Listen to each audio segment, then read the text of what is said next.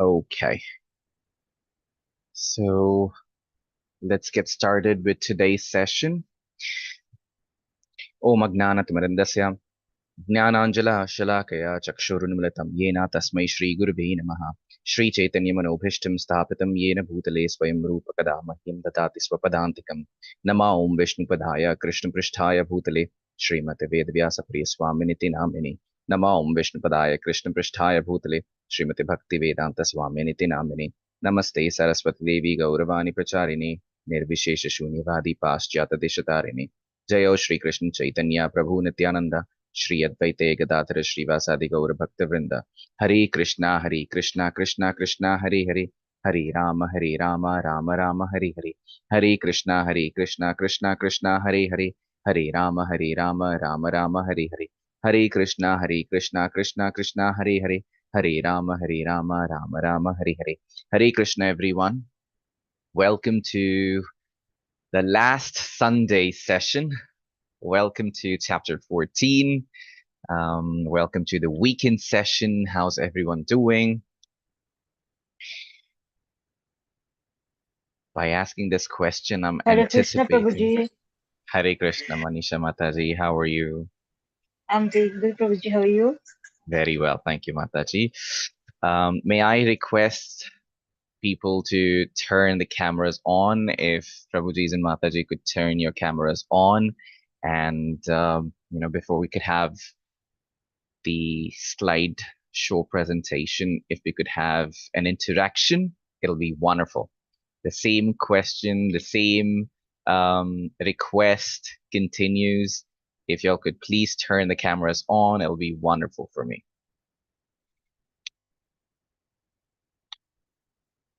Yes, thank you very much. I'm still waiting for the others to turn the camera on. Is my voice audible? Am I clear? Yes, Prabhuji. Wonderful. Okay, anyone else who'd like to turn the camera on? I'm still waiting. Participants are turning the cameras on. Okay, wonderful. So let's have a quick recap of what we've done yesterday. So what was the session all about? What did we do yesterday? What was discussed? Let me access the chat box to see if there are any messages that I'm receiving. Hare Krishna Prabhuji, Hare Krishna. Yes, anyone wishes to recap what we've done yesterday? Hare Krishna. What happened Sunday weekend? Everyone's lost. Nobody's responding. Not even in the chat box. Hare Krishna. Hare Krishna Prabhuji. Yes, Hare Krishna Mataji. So yesterday we spoke about Kshetra, Kshetrajna, Purusha, Prakriti. Remember? 24 elements we spoke about. 5 visible elements, acquiring elements, Yes. The body. elements. Yes. So what is Kshetra? Body. Wonderful. What is Kshetrajna? Observer in the body. Observer, knower. And how many knowers exist in the body? 2 Prabhuji. Soul and Paramatma. Soul and Soul. Super soul. Wonderful. Great. So starting problem. Once I start, the engine runs. Okay. So let's get started with today's session. I'll share the screen. Let me know if the screen's visible. Okay. Is the screen visible? Yes, Prabhu. Yes, Prabhuji. Okay. Wonderful. So today's session is about Gunatraya Vibhaga Yoga. What does that mean? What does Gunatraya Vibhaga Yoga mean? Guna. What does guna mean? Qualities, characteristics. Yes, qualities, characteristics. Yes. So, in today's chapter, we will learn about the qualities required. There are certain qualities required, okay? So, 3 modes of material nature, Gunatraya, modes of material nature. That's what we'd be learning today. Okay, 3 modes of material nature. So, in this particular chapter, what's happening is Krishna is basically summarizing the three modes of material nature. So first he talks about the conditions of these modes of nature, and then he describes the symptoms and the signs of these three modes. We'll talk about what are those three modes, and then upon dying, what happens when you die in this a particular mode, what happens, and does the mode never leave us, or what happens post that, or how do we take the next janma, about that particular thing. Okay, and then Krishna also talks about transcending the modes, and everything at the end, Krishna says, have to transcend, we have to transcend all of them. Okay, so that's basically the gist of this particular chapter. So let's start. So here Krishna is starting by himself because, of course, Arjuna has asked these questions in the past. So Krishna is starting with the modes. Okay, Krishna, the blessed Lord said, "Again, I shall declare to you the supreme wisdom, the best of all knowledge, knowing which all the sages have attained to supreme perfection." Okay, so here, what's the key word? What's the focus word? Krishna says, again, the word again. Okay, he said, I'm again giving you that particular knowledge. So what does that mean? When did Krishna discuss about the wisdom, about knowledge?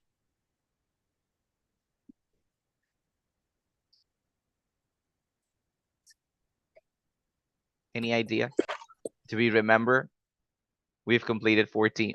We've completed 13 chapters. We're on the 14th chapter. So Krishna spoke about knowledge in the second. Of course, Krishna has been talking about all of these, but every time he spoke about it, but this chapter started with the knowledge, right? So that is this chapter second.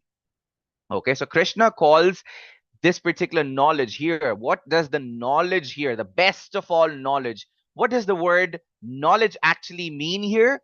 The knowledge here means the three modes of material nature. Now, what are these three modes of material nature? Goodness, passion, and ignorance. Okay, remember this.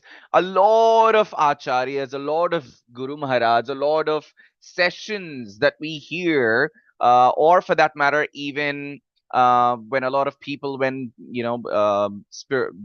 devotees talk about transcendental qualities or transcending, they talk about three modes of material nature or three modes of nature. So do not get confused by what they are. Okay, so three modes of material nature are goodness, passion, and ignorance.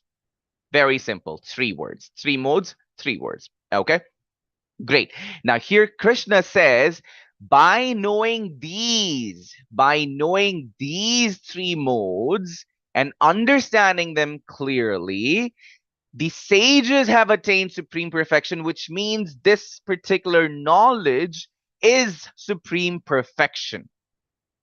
Okay, so basically this is the supreme perfection. Okay, now the as we can see, there are two adjectives used. One is supreme wisdom and another is knowledge.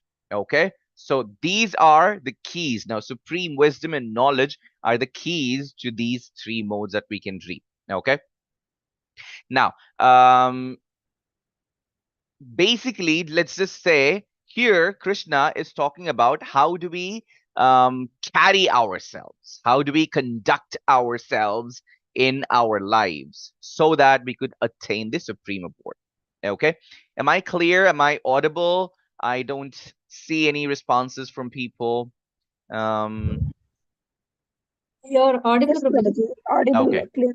Wonderful. Okay, so these are the three modes that we're talking about. Okay, but the problem in today's world is that whenever we talk about self-improvisation, self-realization, or improvement in our living condition, a lot of people think that, okay, so we are talking about realization, improvement, which means they're talking about improvement and realization of the society or improvement and realization of someone else, but we're not able to focus on us. But here, Krishna is talking about every individual focusing on themselves so that the so that they could be liberated. Let's not just worry about what someone else has done. Or this happens a lot of times with kids. When two kids fight, they say, no, it's not me, it's him. Especially when there are two siblings in the house, both of them fight and both of them keep blaming one another. So the world is full of blame game, but we as adults have to realize that it's not, again, the world is not about blame game for us. The world is all about three modes of material nature. We have to understand, gain the knowledge of these three modes of material nature, ensure that we surpass them, and then attain the supreme abode. Okay? All right. So that's about this. Now, what do you see in the picture? Does someone know what's happening in the picture? Hare Krishna.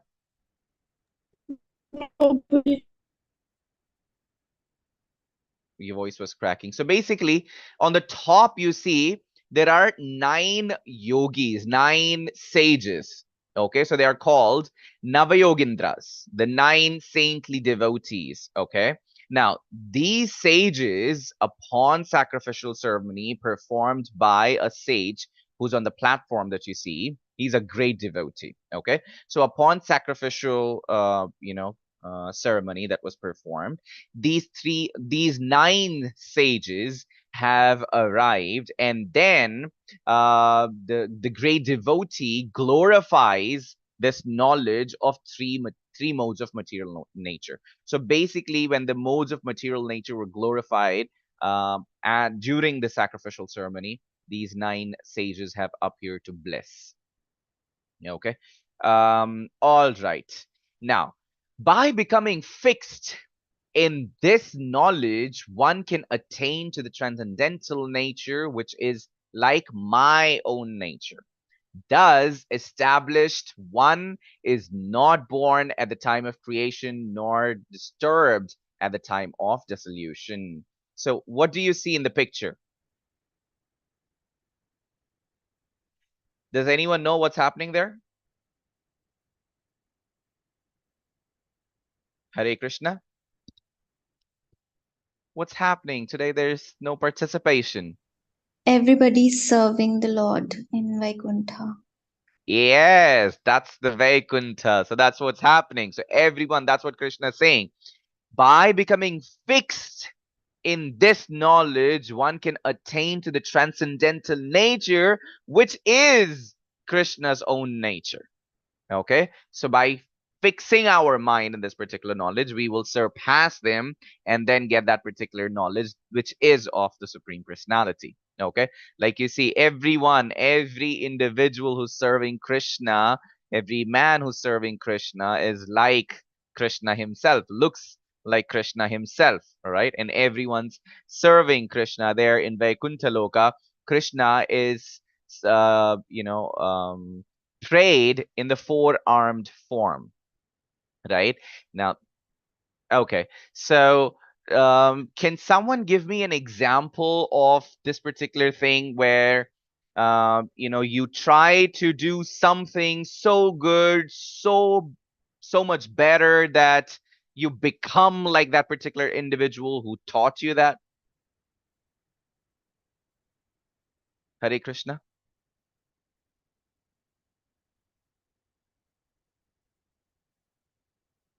Any example that we can think of? Or Any anything that sport. must have happened to y'all? Any sport. Any sport. Right. So Prabhuji, Narad Muni.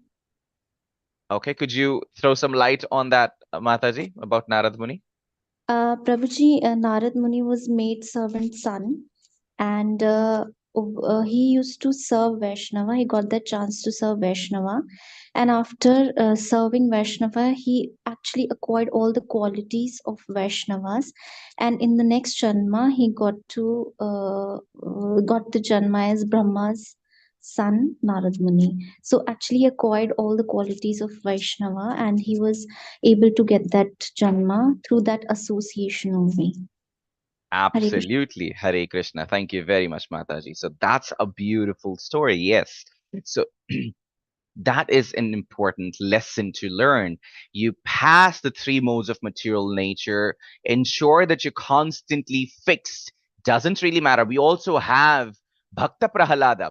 Constantly, we can think of Bhakta Prahalada in almost every example, right? He was so much focused on the Supreme Personality that he was clear with, the knowledge of three modes of material nature. He surpassed, didn't really matter who came, how, in what situation he was. He surpassed them all, right? Okay. All right. Hare Krishna, could you repeat the question? I'm sorry. No problem. My question was, do we have an example of anyone who has surpassed, who clearly knew the knowledge of the three modes and who has surpassed, the knowledge or have attained the transcendental nature of the Supreme Personality? Well, in my experience, like the reason why I asked to repeat the question is because I thought um, that was the question, but I wanted to be sure. See, in my experience, like whenever a musician, okay, when a musician is playing the music, or when a dancer, for example, or any artist, okay, whenever they are deeply involved in any act or bhajan, for example, right, we are in the moment. I think that is the that is the moment when we are in that surpassing the transcendental knowledge, because I think that is the moment when we feel that we are one with God. Like, can you just imagine the bliss of a singer when he is like, there is nothing to see, nothing, absolutely divine. Right. So True, true. So yes, like clearly Mataji said, it's about when you getting lost in the bhakti, right? So yes, that is when we say bhakti, the bhakti could be of your karma. But again, when you're talking about dancing or singing, getting lost, if you're offering all of those, if you're offering all of those praises, if you're doing all of it for the pleasure of the Supreme Personality, that is what is recommended. But if you're doing it for your own pleasure, that is not recommended. That becomes the material nature. That becomes kshetra. All right. That does not become kshetrajna. Okay.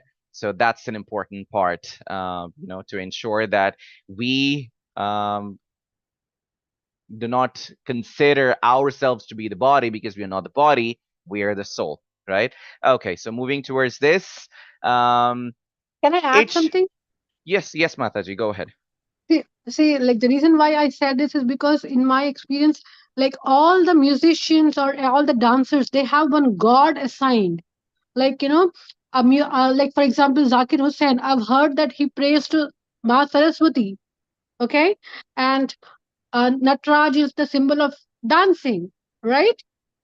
So all these dancers and musicians, they also have one God they they pray to and they are surrendered to. So Right. So when you're talking about God, the concept of God, we've discussed this over and over, Mataji. So basically, the concept of God, when you say God, when you spoke about Devi Saraswati, you spoke about Nataraj, they are where they're coming from. So basically, a lot of people in Sanatana Dharma who do not understand the concept think there are 33 crore Devi Devatas. Okay, so there are Devi Devatas, demigods, but the God, the Supreme Personality, is one. So the concept of God is just one. All right, so a lot of people, other communities say that, oh, you have so many gods, even you don't have a knowledge of. Basically, the concept of God is just one. God is just the Supreme Personality. We have the demigods, Devi Devatas, who ace at, because Krishna cannot focus on every aspect, which he does, but still he ensured that he appointed the mentors, Okay, so the mentors, in brief, you know, uh, in short, that's how it is. Okay, now let's move on. It should be understood that all species of life, O son of Kunti, are made possible by birth in this material nature, and that I am the seed-giving father, which is a very important statement. Okay, the material nature is the mother, whereas Krishna is the father. He is the seed giving father. Okay, so sarva yonishu kaunteya, what does it mean? Sarva means, what does sarva mean? Sarva, All. everything, all. Everything. Yes, sarva. Okay, now i- what does yoni mean?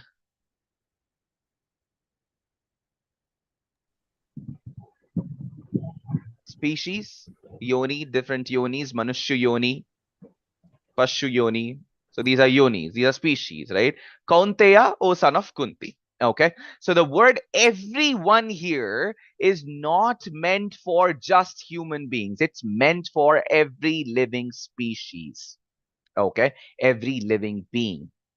So now here, basically, everyone comes under the constitutional, comes under Krishna's constitution. Okay, now his divine grace Srila Prabhupada explains this, that this world is relative. So basically this world is filled with relatives. So all of us are relatives, because Krishna is a seed giving father, the material nature is the mother. We all transcend from the same origin. Krishna is the Adipurusha, the absolute truth, and we all come from him. That means we all become relative, right? So every individual in this particular world is a relative to one another. Okay, now moving on, that's the same thing that's discussed. Doesn't really matter if it is a human or if it is an animal. Here when Krishna says sarva yoneshu kaunteya, so all of the living beings are come from him. Okay, so when they come from him, what is happening here? Did I skip this slide? 5, 6. Okay, now material nature consists of the three modes: goodness, passion, and ignorance. We spoke about these three modes: goodness, passion, and ignorance. Okay, when the living entity comes in contact with the nature, he becomes conditioned by these modes. Okay, now everyone understands the concept. Let's just say you are standing on the top of a hill, okay, extreme top of a mountain, not even a hill, a mountain, okay, and when it starts to rain, what do you feel? Hare Krishna.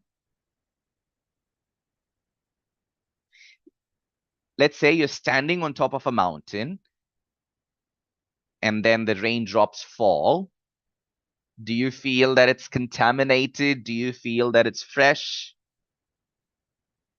Fresh only. Fresh, right? It's extremely fresh. It hasn't passed the clouds, because the mountains are all the way on the top, even a little above the clouds. That's how it appears from the far. So yes, so you feel that it's fresh, but then if you keep coming down, and if the water keeps coming, if the raindrops keep falling down, or like where we live, and then it touches the ground, and then it gets into the ground, so what happens? What happens to that particular water? That particular water, you have to extract it with a different mode, and then it requires a filtration process, right? Whereas the water that you got, the rain droplets that you got on top of the mountain, didn't require a filtration process, because we felt that it was fresh, because it is fresh. It didn't have to go through multiple layers of contamination, right? So when the body existed, the body was not part of, or didn't get in contact with the material nature, or didn't get connected to the three modes of material nature. But as in when we spend time, in this particular material world, we, got clawed by the three modes of material nature. And that's what we have to overcome. That's what we have to keep in mind to surpass. Oh sinless one, the mode of goodness being purer than the other is illuminating, and it frees one from all sinful reactions. Those situated in the mode develop knowledge, but they become conditioned by the concept of happiness. What does this mean? The one becoming conditioned by the concept of happiness. What does that mean? In goodness, if we try to enjoy our senses, still we will become attached to this material world. Exactly. And a very clear example that we've seen in the past was?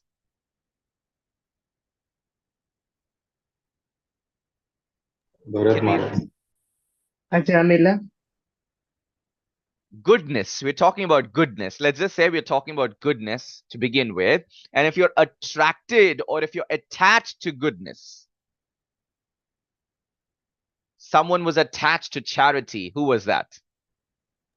Bali Maharaj. King Driga. Right? Of course, Bali Maharaj as well. Yes. So that, again, what happens is that takes you to Rajoguna. Okay, so that becomes the mode of passion, which means goodness has gotten to you so much. Let's just say, let me give you an example.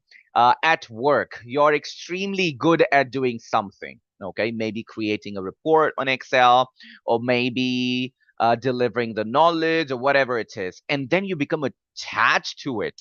And then a lot of people praise you. You don't become attached to it directly. A lot of people praise you. Oh, Prabhuji, you've done this good. Oh, XYZ. In the corporate world, they don't call you Prabhuji, but yeah, so whatever your name is. Oh, Mataji or Prabhuji, you've done really good. This was amazing. And then slowly that pride starts building up. Oh, thank you, thank you, thank you. And then you start building, it's subconscious. Okay. And then because you've done something good, you try and ensure that you work towards that goodness, work towards that perfection every time. And when you get attached to that particular thing, that becomes the Rajoguna, that becomes your passion. I have to do this. And then you start competing. Rajoguna, you start competing. When you become passionate, you start competing with things. Right? So that's what it's happening here. So the mode of passion is born of unlimited desires and longings, O son of Kunti. And because of this, one is bound to material fruitive activities. What happens when you're, passionate? Are you calm? Are you composed when you're passionate? Firstly, in the mode of goodness, okay, I have to generate a report. I will do it. And then with calm, composed mind, you're generating a report with no, desire. And then someone praises you, and then you become attached to it. And then comes passion. And then now you have to think, oh, whatever I've done last time, I have to ensure that I do it better than that. Oh, this is the perfection that I've lived with. I have to ensure that I deliver it right. Or for that matter, if someone praises you that you are extremely punctual, then you ensure that you try, no matter what the traffic situation, doesn't really matter. You ram into the traffic, you get up early. That's the passion that you build up, right? What happens when you build that particular passion? You lose the composure. Hare Krishna. I'd request everyone to please mute yourselves. So you lose your composure. So what happens at that point of time? When someone loses the composure, what's happening? Anxiety, stress. Anxiety, stress. Yes. Wonderful. Okay. Now, okay. Oh, son of Bharata, the mode of ignorance causes the delusion of all living entities. The results of this mode is madness, intolerance and sleep, indolence and sleep, of course, intolerance as well, which binds the conditioned soul. So if someone's in the mode of ignorance, in spite of knowing that, okay, let me just mute. Okay. So in spite of knowing that certain thing is wrong, we still end up doing it. Okay, that is ignorance. So when you're ignoring your inner voice, when you're ignoring the kshetragna's input, this super soul's input that you're getting from your heart, you ignore, that is the mode of ignorance. Okay, so when you're into the mode of ignorance, what happens? You develop madness towards something. For example, someone knows that they're not supposed to smoke, it's not good for health, but they develop madness towards that particular thing. Ignorance leads to madness. They're so much attached to it that early in the morning they have to wake up and smoke. Without smoking, there's no bowel movement. That is madness. All right, without smoking they cannot think. That is madness. Or someone's so much attached to sugars, without eating sweets they cannot function. Okay, so that all of these are the mode of ignorance. Okay,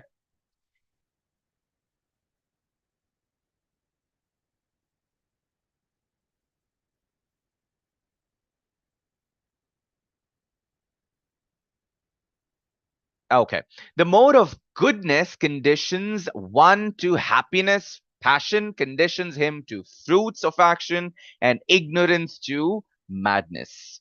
If someone is in the mode of goodness, it gives them happiness. Let's just say King Riga, he was in the mode of goodness, charity. It gave him great happiness. Even when you're being good to someone, it gives you great happiness. But if you talk about being good by just acting, Krishna explained it in the very first chapter. What do you become? You become mithyachara. Okay, a lot of people these days develop the habit of being a mithyachara, enacting. Okay, oh, I'm a very good person, I am calm, my voice does not raise, I am so subtle.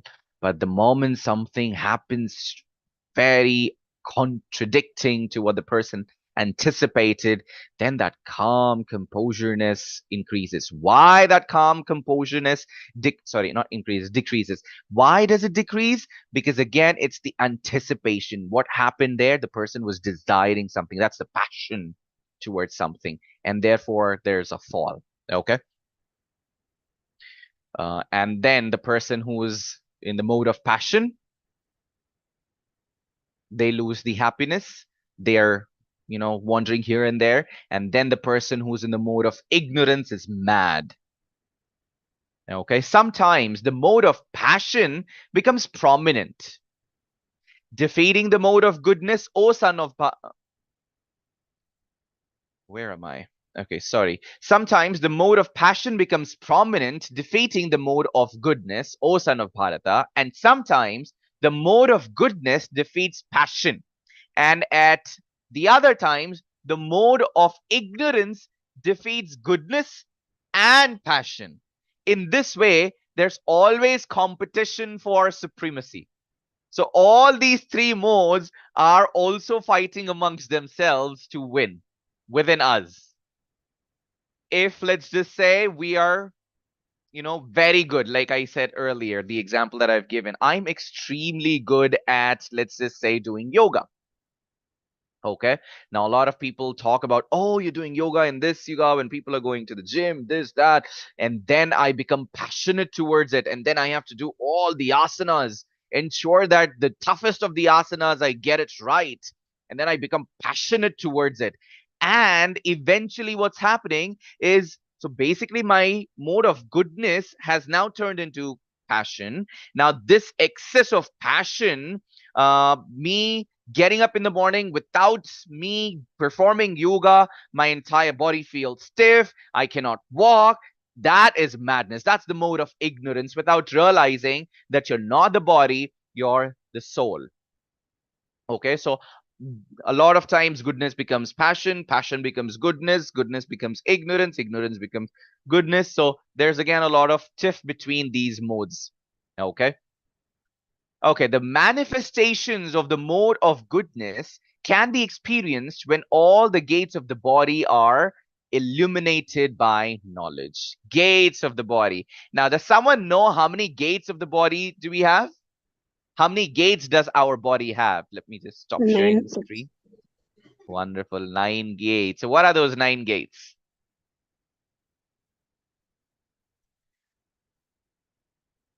Hare Krishna. What are the nine gates?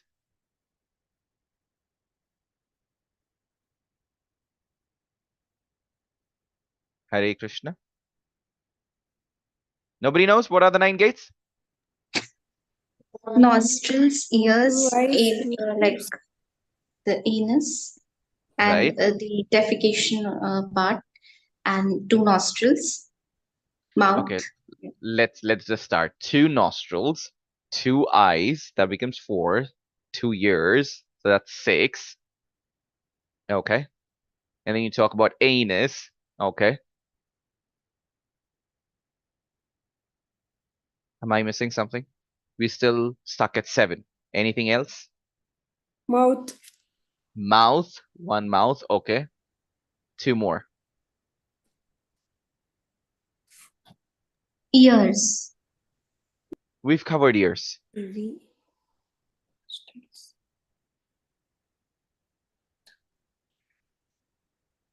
What did we discuss? 2 eyes, 2 nostrils, 2 ears, 1 mouth, anus. Okay. What else? Genitals. Mouth. Genitals. Mouth is covered, genitals covered. That's 8.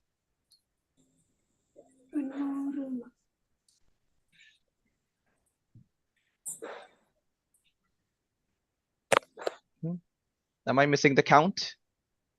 2 eyes, 2 nostrils, 2 ears, and 1 mouth. So that's 7. Both the genitals, no problem. I mean, genitals and the anus. Genitals and anus. Genitals 2.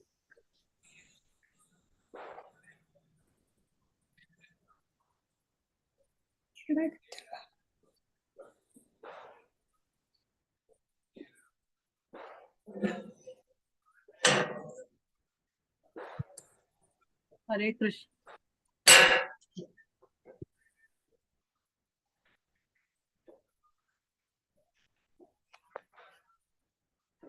Hare Krishna.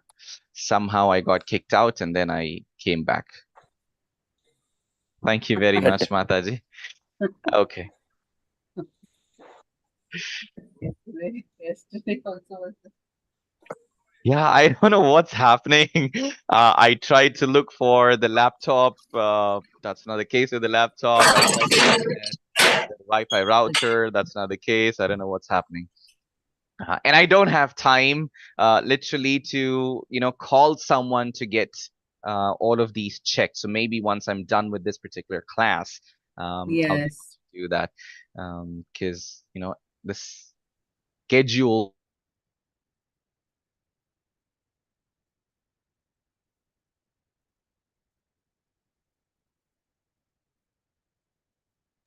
So Brain the head. network is fluctuating.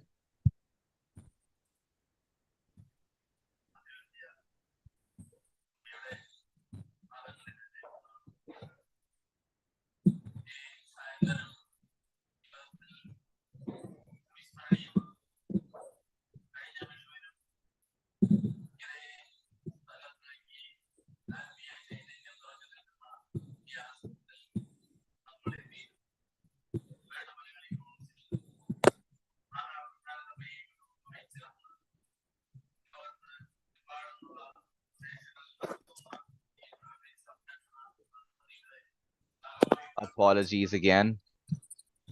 Okay, so my question was, in spite of all these 9 gates being open, the soul is not escaping. Why? Prabhuji, it's in the heart. And it's bound by. Go on. You're there.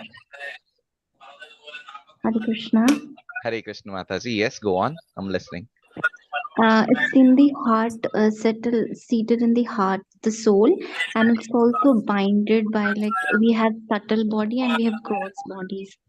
Right. So soul is covered by that, and of course the elements also are there outside the matter, the elements from which our body is made. So everything is covered up. So actually, it's in the cage, like it's in the cage. Soul is in the cage, and without like fulfilling all the karmas, and the mind, we should the through pure mind, the soul cannot get out of this body. Absolutely right. 100% good answer. Yes, soul is in the cage. Does it remind you all of a parrot who, the owner opens the gate of the cage, and then from the cage the parrot comes out, picks up the tarot card or the fortune card, and then hands it over, or for that matter just picks it up and then walks back into the cage. So that's how our condition is, okay?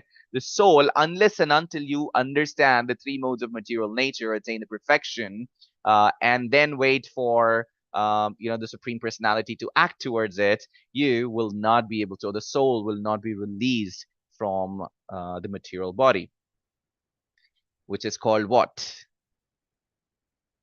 Kshetra. Yes? Okay, so like we said earlier, the mind is in between. So the three modes are pulling the mind towards them. Okay, that's what is the clear demonstration here. Now, O chief of Bharatas, when there is an increase in the mode of passion, the symptoms of great attachment, uncontrollable desire, hankering, and intense endeavor develop. So what happens if you want to make money? You are passionate about making money.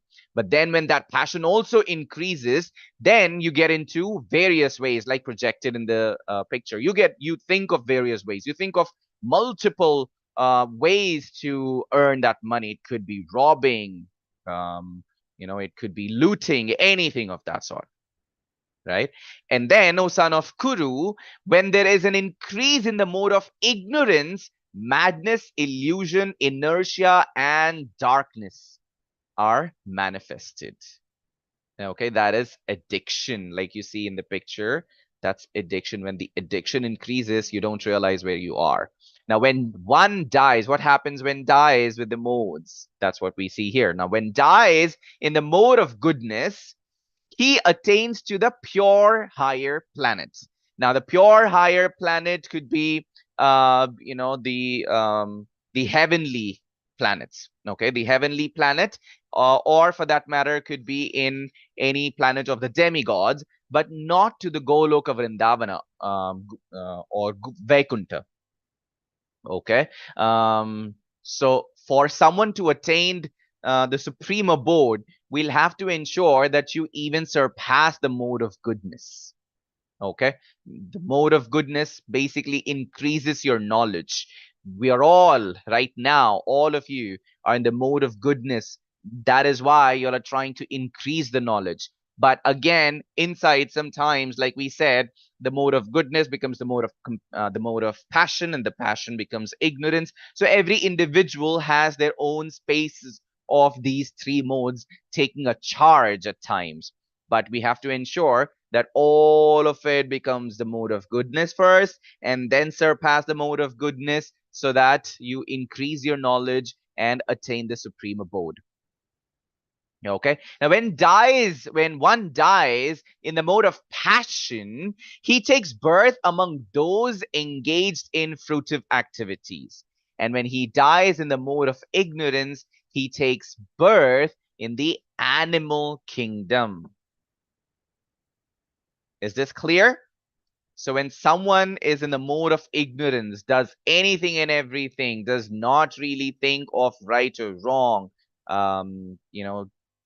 gets into all the nefarious activities, that individual, such sort of individuals, take birth in the animal kingdom. So they'd have to go through the same circle of 84 lakh species, they have to clear the cycle of the 84 lakh species again to get the body of a human. Okay, so by acting in the mode of goodness, 1 minute. Okay, so by acting in the mode of goodness, one becomes purified. Works done in the mode of passion results in distress. We've learned this earlier. And actions performed in the mode of ignorance results in foolishness. Very simple. In spite of knowing that there is a fire, you will get burned if you jump in the fire. If you still jump into the fire, there is no bigger fool than you.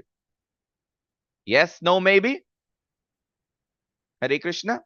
Yes. Yes, Prabhuji. Yes. Right? So in spite of knowing that these certain activities are absolutely wrong, maybe yelling at someone, maybe increasing your blood pressure, or losing your control, losing your composure.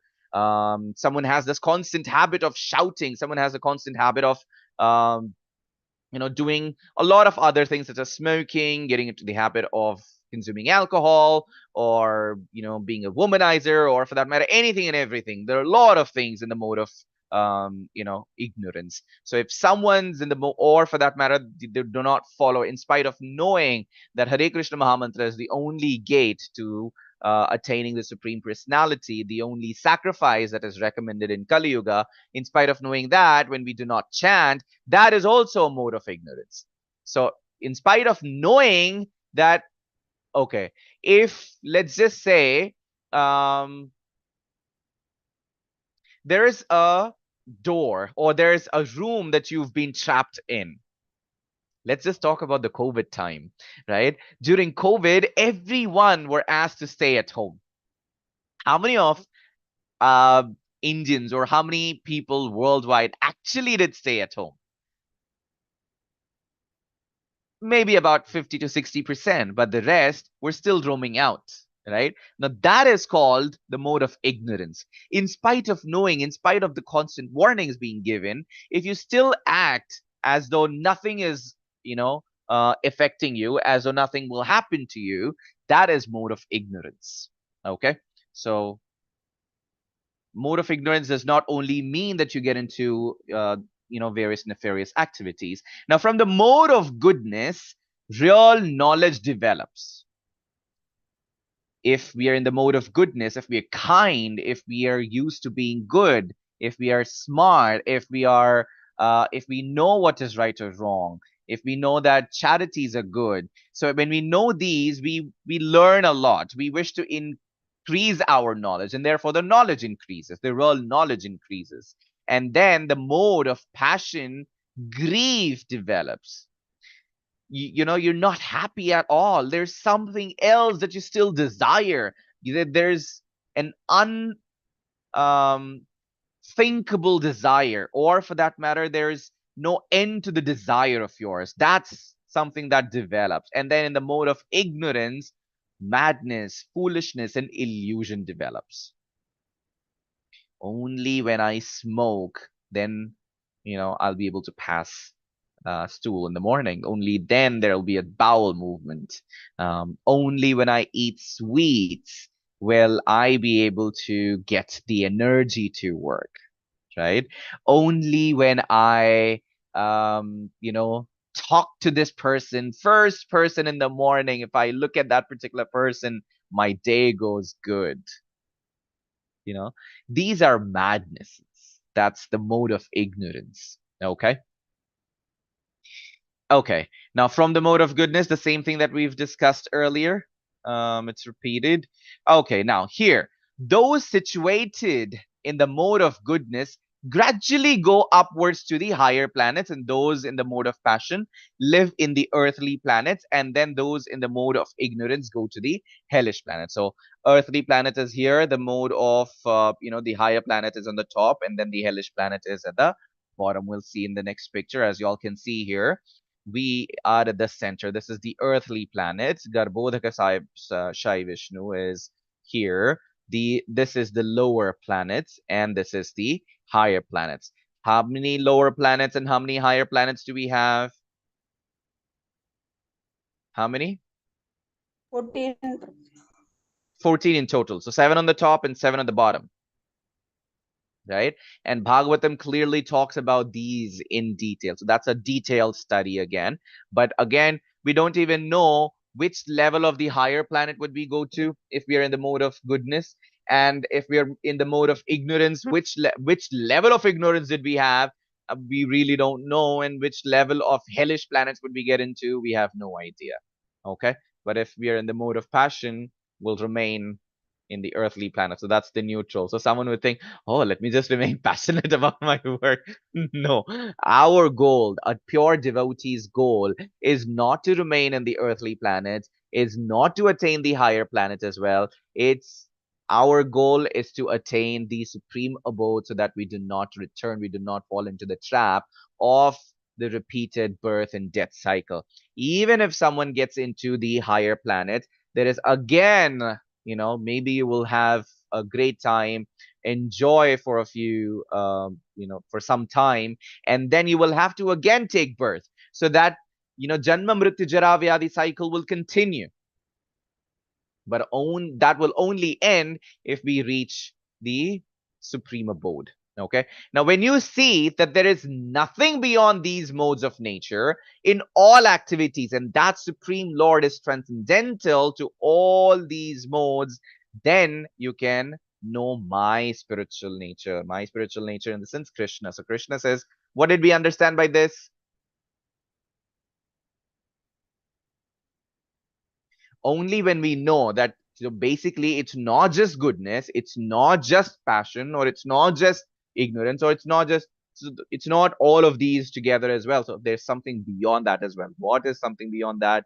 That is Krishna consciousness. Something beyond that is the Supreme Personality himself. And when we know that, we are surely to reach his abode. And when the embodied being is able to transcend these three modes, when we are able to surpass these three modes, we can become free from janma mrityu jara vyadi, right? And can enjoy the nectar even in this particular life. Even in this particular life. Now, Krishna said, when we transcend, when we go beyond these three modes as well, even in this particular life, we will be able to enjoy the nectar. Now, Arjuna is, so that's repeated. Now, here Arjuna is inquiring, because the moment Krishna says you can enjoy it even in this particular planet, Arjuna wanted to know how. So Arjuna is inquiring, oh my dear Lord, by what symptoms is one known who is transcendental to those modes? What is his behavior? And how does he transcend the mode of nature? Okay, so what happens at that point of time? That's what Arjuna wanted to know. And Krishna gave a long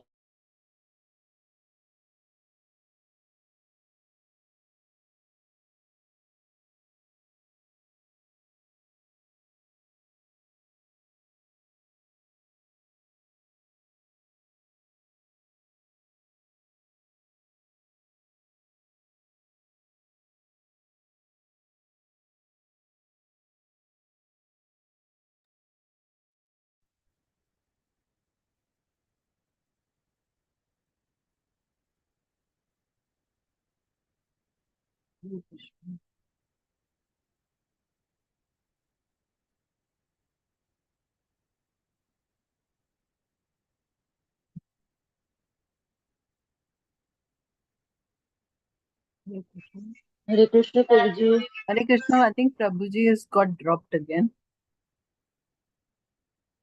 He'll join back. Just okay. Hare Krishna.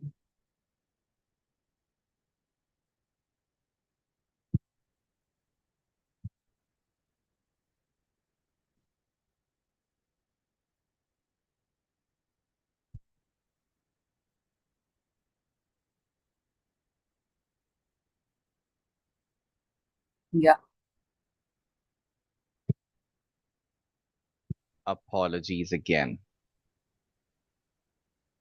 Okay, right when we were getting into just that passion mode. Okay, So here what we said, what Krishna is saying is anyone who is neither attached, who does not get so attached to anything, neither enjoys it nor longs for it when it's missing, nor concerned about the situation, or does not react to anything, and then who's seated like one unconcerned being, situated beyond these material reactions of the modes of nature, who remains firm, knowing that modes are active, who regards alike pleasure and pain, and looks on a clod, a stone, and a piece of gold with equal eye, who is wise and holds praise and blame to be the same, who is unchanged in honor and dishonor, who treats friend and foe alike, who has abandoned all fruitive undertakings, such as a man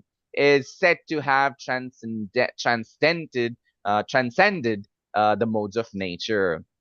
The word Zen in this particular era, the word Zen is being used constantly, right? If you see a lot of these movie stars, wherever they go, whichever the shows that they get into, they just say, oh, I'm in a Zen right now. So what does that mean? I'm not worried. They just keep saying, I'm not worried about the films being a hit. I'm not worried about films being a flop. So have they really understood all of it in detail? You never know. But the word Zen is being projected, which describes all of these qualities, right? So for someone, all of these things, like, someone praising, appreciating, all of these things do not matter. But actually it does. We work in the anticipation of our boss coming to us and saying, pat on the back and say, you've done a good job, give a reward, appreciate. We expect rewards, we appreciate recognition. All of these things happen even in the mode of goodness. But when we realize that all of these things are of no use, we're working for the Supreme Personality, and all that you have to ask is, when you work, Krishna, is this right? Are you happy? Good.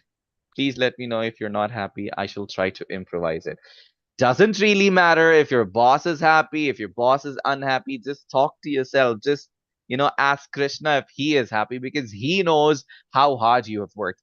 Of course, he also knows how smart you have worked. He also knows how much of duplicity you've created.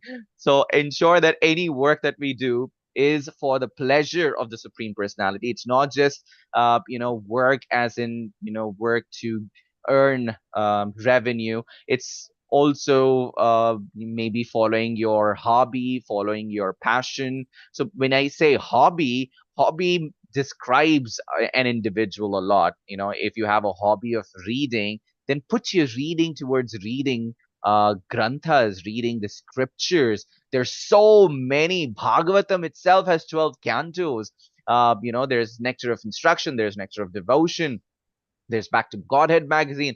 There's so many instructions, there's so many books. And it's not just reading at once, skim read and then say, okay, I'm done. It's like, in the some animated movies, or for that matter, some illusionary movies. I've seen, there are certain characters, they read, okay, they put Bhagavad Gita like that, or for that matter, they put any book like that. Oh, they've read. I don't remember which image that was, where did I see it? Maybe I've seen a glimpse of it.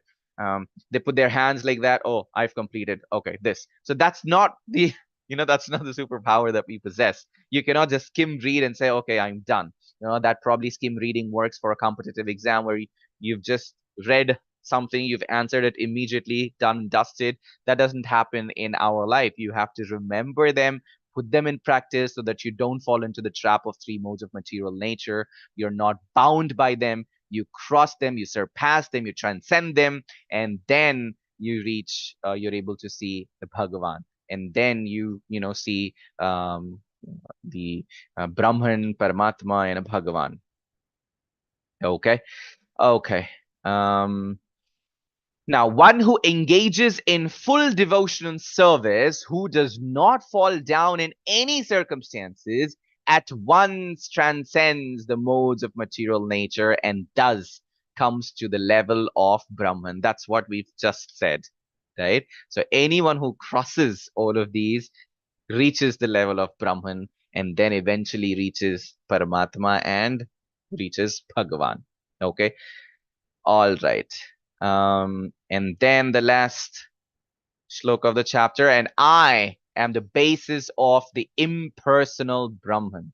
Of course, he is the source of light, which is the constitutional possession of ultimate happiness and which is immortal, imperishable, and eternal. Once you attain that particular Brahman, once you know that you're able to see the Supreme Personality, the light, then you'll be able to, focus. If you've seen Brahman, then you're in the right path. Then there's nothing. In fact, let me just say, if you have to clean your house and you're, washing the floor, or, okay, maybe I started off wrong. Okay, let's just say there's some water on the floor. What happens? There's just some water on the floor. What happens? You try to clean it off. Yes? Okay, since we're done with the presentation, I'll stop this. I'd like all of y'all to turn your cameras on if possible. And then please respond. Yeah, please respond to the question so that I know that y'all are following me. Okay, so if there's some water on the floor, what do you do? Wipe it off. Wipe Mop it it off, off. right? In the Yeah, floor. right? So you mop it off. Okay. Now, if there's, let's say, one bucket full of water on the floor, what happens? One bucket full of water on the floor. What do you do? But that water is not spread everywhere. It's just somewhere in one portion or one area. What do you do? Avoid to go till it dry up. Or Basically, that's your bedroom, or basically that's your living room. You have to go there. The one bucket full of water fell. What do you do? अब गिर गया है तो गिर ही गया है, ठीक है, घर धो ही लेते हैं. Yes, we do that, right? Or let's just say you started off something. You'll think, okay, maybe when I'm traveling, I'll just go through one chapter, two chapters, or maybe I'll go through one page, 2 pages. You start reading. You get into the, the anxiety that develops, the concentration develops, and then you try to read more and more. Or for that matter, if you're an enthusiast of a movie, then you say, okay, maybe I'll just watch the what is that called, trailer, right? You watch a trailer, and then that trailer attracts you so much that you watch a movie. Why are the trailers released? So that you watch the movie. So that's what it is. So Brahman is that particular trailer. So once that trailer is released, there is no turning back. That trailer is so amazing. It's a super duper hit trailer that you have to ensure that you proceed towards Paramatma. And then there's no turning back. And then there's definitely, seeing Bhagavan. Okay, so that brings us to the end of chapter 14. So with that, we've completed 14 chapters. We just have 4 more chapters to go to complete the glimpse of Bhagavad Gita. I hope y'all have started chanting. How many of y'all have started chanting? Started chanting. How many rounds have you? Okay, the ones who've been chanting, have you all increased the number of rounds? Please ask this question to yourself. You don't have to answer. If you've been chanting, how many rounds are we chanting? If we've been chanting 1 round a day, are we chanting 2 rounds? Are we chanting 3 rounds now? Are we chanting 4 rounds now? Slowly pick up the habit of chanting more and more, because the more and more you chant, the more and more closer you get to the knowledge.